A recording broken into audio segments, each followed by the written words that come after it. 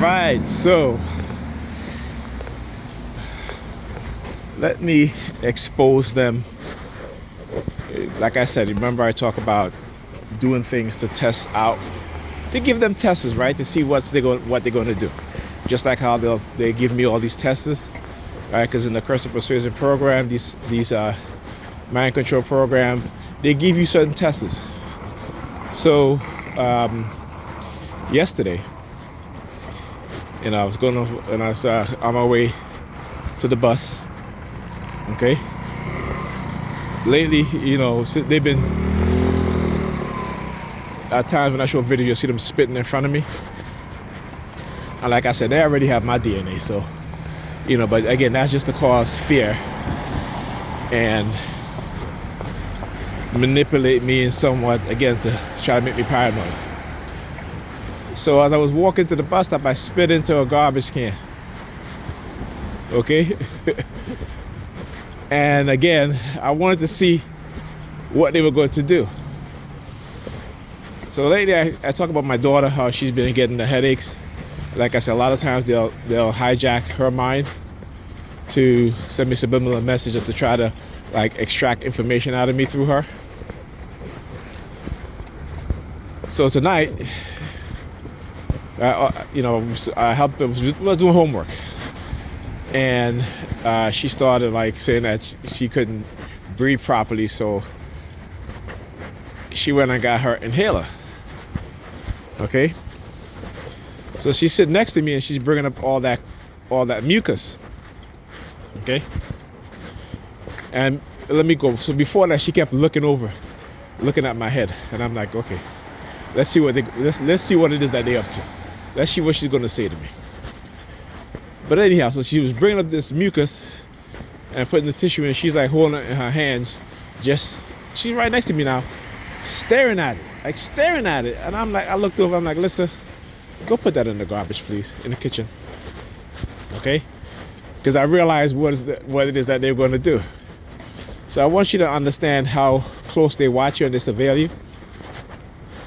That if you drop something on the street, and let's say you didn't realize you dropped it, and you go back to get it, it'll be gone. This happened to me before, where I'll drop maybe a receipt or something, and I'll turn and I'll go back to see if I can find the receipt, and it'll be gone, right? That is how close they watch you in everything that you do, right? So they think that they can scare me or intimidate me and make me paranoid about spitting on the floor, and I've spit on the floor before, ain't nothing. So what does that say? What does that say? It tells you that these predators in the police department, in the U.S. security agencies, what have you, that when they selected you to experiment on you, okay, that this is what they'll do, and then try to. And I've talked about this many times, and us TIs, we've talked about this too. Look at them over there across the street. Yeah, he's smoking the cigarette now? Huh? Look. I guess they can't use the fire truck tonight. Anyhow, I don't know if you guys see him across the street over there. Look at the cigarette, yeah. All of a sudden he just shows up and look at he's standing up there smoking the cigarette. Like, dude, come on, man, please. You see, look at the ground. It's friggin' wet. Okay, you said what? You come outside here smoking the cigarette, whatever. Anyhow, so as I was saying, right? Imagine how many black men and black boys, how much of our DNA that they steal, right? And so when I do these tests, like I said, I do it for a reason. And I have to do it in such a way in which, because again, they have me on the remote monitoring, that they don't even think that I'm doing a test. You know what I'm saying? So trying to navigate and figure out ways to do certain things to not make them catch on. Okay? Because this is how they stay one step ahead of you, because you're a microchip. If they're microchip, they read your thoughts, everything. It's like sometimes when I'm it's like if I'm dreaming, right? Or let's say I'm having, I'm dreaming about intimacy and having sex with, maybe some strange woman that I made up in my mind, or maybe it'd be a beautiful woman I saw on the street and I'm thinking about her or have you.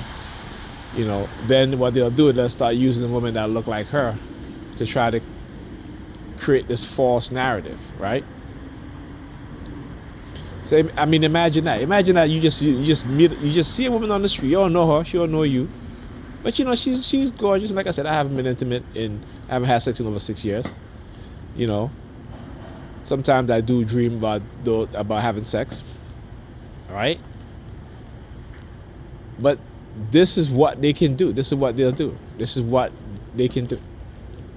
So I'm showing you guys and speaking to you guys about the dark side of these BCIs and what those in positions of power, what they're able to do and what they can do, how they can set you up and all this stuff, right? How they can create narratives, okay, to say such and such. This is the sick, twisted mindset that they have.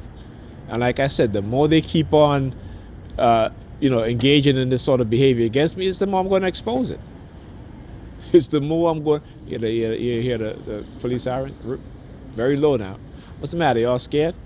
Don't be scared. According to you guys, I'm the one that's scared. I'm the coward. Right? So, anyhow, I'll talk to you guys in the next video.